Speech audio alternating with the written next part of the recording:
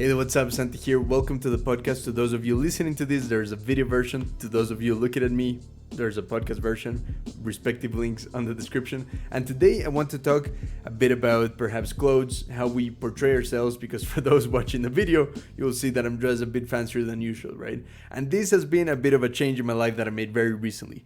And I want to relate that to concepts of maturity, concepts of philosophical perception of how we portray ourselves in the world, what matters, what doesn't matter, and to quote the Stoics, what is an indifference, or perhaps what is a preferred indifference versus a dispreferred indifference.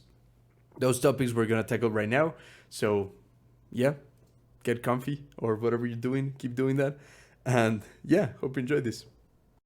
For those of you new to the show, this is going to be heavily focused around philosophy. So, yeah, you've been warned. And to those of you coming back, thank you. Thank you as per usual for listening to the podcast. Really appreciate it. And yeah, definitely trying these more like visual videos where at least I record myself talking. And that way you can also comment on YouTube if that's something that you're into, so that you can offer new ideas for future episodes or ask any questions. And hopefully we can guide the podcast from there. So yeah, with that said, let me explain a bit of why I'm dressed like this, right? Recently, I turned 26, and I definitely been feeling like I had a bit of a quarter life crisis or mid-youth crisis, I've even heard. So in that sense, I was really questioning myself, what does it mean to grow up? And what does it mean to dress a certain way? And this is for me kind of like a bit of an experiment, and I'm still a bit self-conscious of dressing the way that I'm dressing right now for those of you watching the video. So it's kind of like, and yeah, for those just listening, I do have a bit of a vest and just a shirt and a tie, and it's just something that I'm trying out, seeing how it makes me feel. And yeah, we'll get into it. Okay, so the very first thing is I was feeling like I was starting to get older, because we all are, aren't we? And in there, I had a couple of revelations, or a couple of series of events that led me towards trying this new way of portraying myself in the world, perhaps, right? Well, as you can see, I also been growing a mustache. It's something that I've been trying, and it's been fun. It's been a whole journey, and with it, I decided that I wanted to research a bit more, or like look into like how clothes and how the way we dress makes us feel and makes us act in the world. And with that, I actually found this really interesting term that I wanted to share with you, which is a psychological concept. It's called enclothed cognition. And it just basically means that when your clothes, or rather, yeah, well, let me just say that again. So, enclothed cognition is when your clothes have an effect on how you see yourself, right? And that is definitely the case for me. Like, since I started, not just, right now I'm wearing something a bit more on the extreme of fancy. Something that people just wouldn't wear day to day, right? Unless your work requires you to. Because I work from home, I make YouTube videos, I make online courses. I'm not required to dress in any particular way. But again, I just wanted to see what it feels like to dress this way. And with that, I definitely started to feel a bit different. I mean, first off, it's not as comfortable as my t-shirts that I've always worn for years. But it does make me feel more like in work mode when I'm working. It does make me feel definitely more grown up in a way.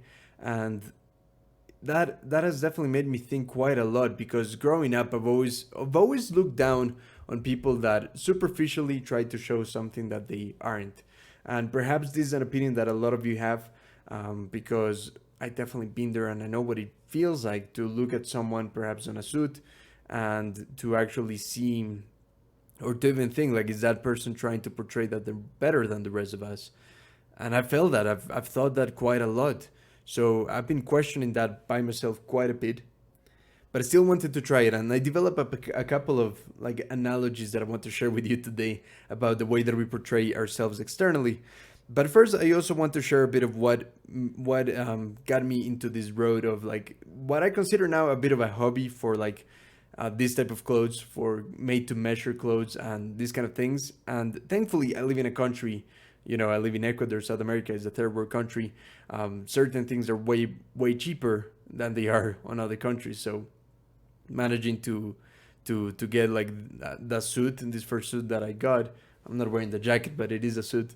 Um, and well, with that, it was way more accessible compared to what I researched online certain things cost. So this was, I'm definitely not making misuse of my money, at the moment, because I'm trying to be as responsible as I can with like just not wasting money just to try to show a certain status or something like that. Like that's not what I want to do. So one of the things that actually helped me or gave me a bit of this push to jump into this world and trying to learn a bit more about clothes and how they make us feel was actually Jordan Peterson. I really admire Jordan for almost, well, pretty much everything he does and everything he represents is just incredible. But one of the things that actually caught my attention was a podcast episode, which I can link in the description so that you can watch it. There's like a clip in a podcast with Valuetainment, if I'm not wrong, and well, in that channel they have a really cool discussion. They're all kind of wearing suits, and Jordan Peterson, especially a couple years back, he kind of started dressing a bit fancier, and I've always admired him. He's a bit of a role model for me for sure. And I've in general just I've had a lot of questions of what does it mean to be a man, especially in modern times where, things like toxic masculinity is being thrown around, and just like certain concepts to not make man feel proud of what we are. Definitely don't want to get too political, but you get where you catch where I'm going. So either way, with that, I do want to share with you something that he said, and one of the concepts that he shared in that podcast was that for whatever reason society has glorified teenage years, so teenagers, as a pinnacle, as like the top, as like the best thing that you can be. And because of that, you see, and I was definitely included in that, and I still am trying to get away from that a little bit, but like what you see is a lot of grown-ups acting like teenagers or looking like teenagers, at least externally. He describes these overgrown 10-year-olds, so like parents and just dads walking by their kids and they just dress the exact same. So yeah, in that podcast, he kind of makes fun of how adults look like overgrown kids, and he says there's nothing more appalling, like he says, nothing more appalling than an um, overgrown kid, or a childish adult, that kind of thing. And that made me think quite a lot, because now that I'm 26, I was the other day somewhere on a website just filling in a form or something like that, and it didn't ask you for your exact age, but it did ask you for a range. So it was something like below 18, 18 to 25, 25 to 40. And I'm like, what? I'm in that category already? So that definitely made me stop and think for a bit and be like, am I entering a new category of age, a new category of like me forming part of society as someone that's no, well, I'm still a young adult, but I definitely feel like moving from 25 to 26 is a bit of a jump. And don't get me wrong, I know I'm still pretty young, and I still don't know what it's like to turn 30, to turn 40, 50, 60, 70. Like, a lot of you listening to this might have way more experience than I do and have had different feelings about this. So definitely share them in the comments. I'd love to hear, when did you feel like there was a bit of a jump for you? I mean, I'm sure I'm going to have other jumps in the future when I'm turning 30, 40, or just when general things happen in life, things that change you, like becoming a parent and stuff like that. So anyhow, Jordan Peterson helped me realize like, okay, we are definitely in society glorifying being a teenager, looking like a teenager. And I was like, I just for one day I just looked at myself in the mirror and I was like, yeah, I definitely feel and look like a teenager, and I do want to um, grow up. I want to become a man and to feel like a man, like an adult. And I think internally, or kind of like in my life, I've been taking the steps to do that. I pay my own rent, I live with my girlfriend. I make my own money. I am self-reliant. Is that the correct word? Yeah, so financially independent, right? Like those things have been huge jumps in my life, and they've been really meaningful to me. And I want to feel more self-reliable. I want to feel more adult, especially as I was turning 26, which happened like a couple weeks ago. Um, and with that, I started my experiment of trying to get better clothes that look more mature, perhaps, right? And well, all types of changes spark out of that. I had hair that was like 50 centimeters long. I don't know how much is that in inches, but you can just I'll say it. It was hair down to my nipple. Okay, it was very long, and I had that for 5 years, and I liked it. But yeah, the very first thing that I decided, like, yeah, okay, let's make a change. It was like cut my hair, and I was really postponing that and not wanting to do that for a while because it kept me grounded in feeling young, let's say, right? The other thing that I did was when I turned 26, I removed my piercing. I had a piercing since I was 15. So now it's been like, yeah, 11 years. And I removed it on the day of my birthday. And yeah, I mean, I don't know if that will close up or not. But yeah. But anyway, that also got me thinking about, the Stoics and, the ancient philosophers. What would they say about this? And I think there would be quite a bit of a debate because I'm going to categorize being like a more, let's say, traditionally dressed, right? Being more traditionally dressed would fall under a category of preferred indifference. So I like it how in Stoicism you can divide things between preferred indifferences and dispreferred indifferences, right? So things that technically aren't needed for a virtuous life, for a good life. You don't need to dress well to be a good person, obviously. That's self-evident, you know. But I still realize that there are certain things in life that are preferred, even though they're not essential for our virtue as humans, and money is obviously one of those. Health is one of those because we rather be healthy than unhealthy than sick.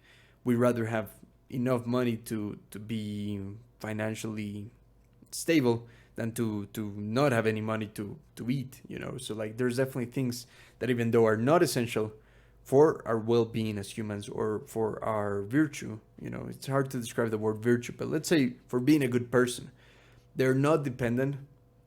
We don't need those things to be a good person, but they're better to have them than not to have them, you know so yeah, that led me to think about like what role does clothes play in this whole thing. And then I developed a bit of an analogy that I was working on. I was showering, and you sometimes get the best ideas when you're showering, and I like this quite a lot, so I'm gonna share it with you right now. And it goes like this: there is, or there are two ways to build ourselves as people, right? And you can think of like the inner self, who you truly are, and the external self, how you look, obviously, and how you behave with others, how you interact with the world. And I believe, depending on what philosophy you want to follow, what type of approach you want to follow in life, you can start from either one, and they're both going to be beneficial. So let me just compare two philosophies that I've thought about this for a while and want to share with you. I believe that Stoicism, Stoic philosophy, is a philosophy more concerned about becoming a good person from within. I think you change your beliefs, you change your thoughts, you change your behavioral patterns, and then that expands into how you behave in the world. So that's kind of working from the inside out, right? You start from the core, you develop yourself from the core, and that creates a domino effect into a lot of different areas in your life, right? But I also think there's philosophies that can start from outside and go into the inside. And I've always prioritized on the ones that work on the inside. That's why Stoicism caught my attention years ago. That's why I really wanted to work on that. So the other philosophy, to give you another example, that works things from the external into the internal is minimalism. To me, minimalism is, and that's something that I really adopted for a couple of years as well. I still believe in it for sure, but minimalism is kind of like decluttering your external life, taking control and learning to value the things in your life that are valuable and letting go of those things that aren't. That kind of external way of dealing with your life from the outside into the inside also helped me, and I think it's really valuable. And I think to a lot of people it's perhaps an easier transition into philosophy or discovering your value system, discovering your beliefs and modifying them. The minimalists, the guys that make the documentaries, the podcasts, the YouTube videos, they are incredible for that, and I really admire them because they really help people dig deeper into who they are through their environment. And like it's kind of like how do you say, it's an entry point. That's it. So like when someone realizes like, hey, I have too much clutter in my life, I need to start decluttering. They might research like, okay, how to declutter, because it's not that easy. It sounds simple, but you do need to have a bit of a mindset shift to be able to get rid of the things that have been cluttering for years.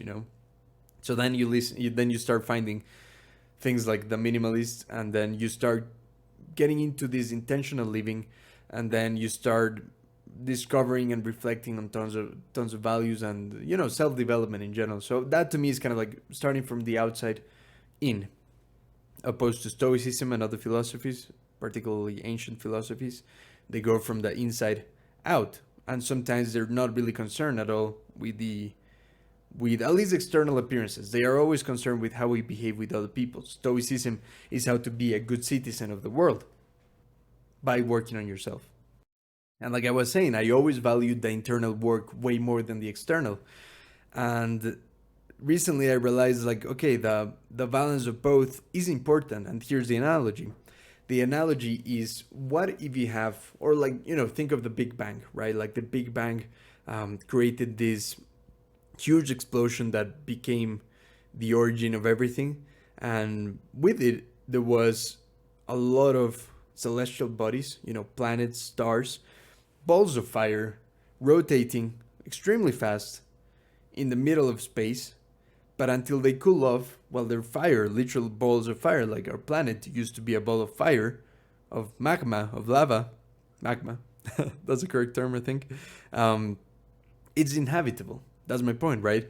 And that is because there is a core. There is a core to the planet. Our planet, if we dig deep enough, it's really hot. It's inhabitable.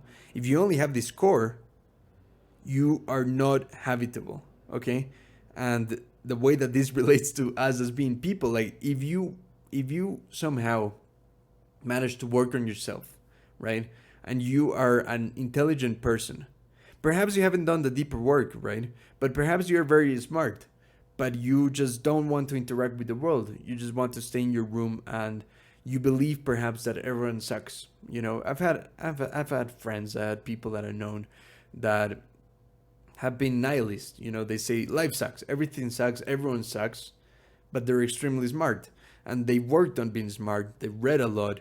They have formed opinions, but they're not really habitable.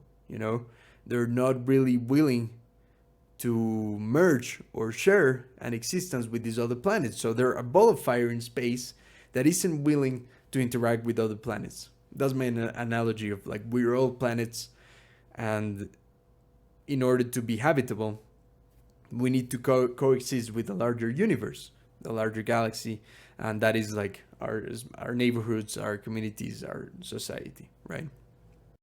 So that inhabitable ball of fire of a planet that is just a ball of fire is obviously an analogy to being smart, being intelligent, kind of working on yourself from the inside, but never really letting that expand into the external, right? Now the other side, right? So the other analogy, the other comparison to what it's like to only work on the external, and right now I'm talking about external regarding to physical appearance and the way you dress and the way that you portray yourself in society. That is like being a balloon, okay? So a balloon made of rubber has tons of air inside. It can be big enough. And again, this is not comparing to the size of a planet. I'm just talking about a balloon. The analogy isn't perfect, so just bear with me. you know? But yeah, the comparison is like if you are a person that is like a balloon, right? Or if you know someone or you've seen someone that only seems to have worked on the surface, they only have clothes or nothing else, they don't have smart thoughts inside of them, then that's so easy to destroy. Someone takes a dab at their ego, someone just like has a personal attack on them, someone says a bad thing about them, and they collapse, they explode like the balloon. There's a needle in the balloon and it just all explodes, and there was no substance inside of it, there was no core, you know?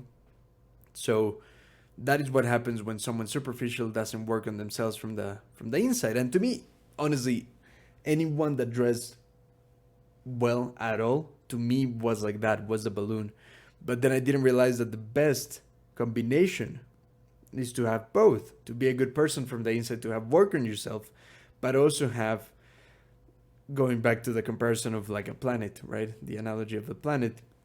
If it's a ball of fire, like our planet was, planet Earth, over time, over like literally millions of years, started to develop, the soil that provided life and provided everything that is, and from there came nature, and the land was fertile, and from it grew all types of beautiful things, and in it, life exists. So I like to think of the combination of the internal work and the external work as a planet, right? The core is who you are, the magma, literally like the hot part of the earth. That is who you are on the inside, knowing yourself and understanding certain things about what makes you a good person. That is the core. But you also need the outer layer where the soil is, where life is allowed to exist, where nature and beauty happens. And that as a human is how you portray yourself to the world, and that is obviously hygiene, clothes, and all types of things. So this is just kind of a bit of my reflection on why I think they're both important. Definitely clothes aren't the most important, and like I don't think it's worth spending more money than you have to in those things, unless it's a true passion of yours, I believe. And it's still not the most important, but it does mean something, and people do treat you different, and you treat yourself different when you dress a certain way. So that's kind of a bit of the reflection that I've had. And again, it's a bit more of a thought experiment for me, as in for now. I don't know how I'll move forward in the future, but I do know that there's definitely some truth to this concept that I told you about in clothes cognition, which is when your clothes have an effect on how you see yourself, right? And I think there's some value in that. I think there's something meaningful in there that I think needs to be considered. And I mostly wanted to share this because this topic is not something that would have came to mind to myself years ago. I heavily changed. Like my girlfriend told me the other day, like, hey, I didn't even think you would be willing to wear a suit on the day we marry in the future, if we marry. We're yeah, either way.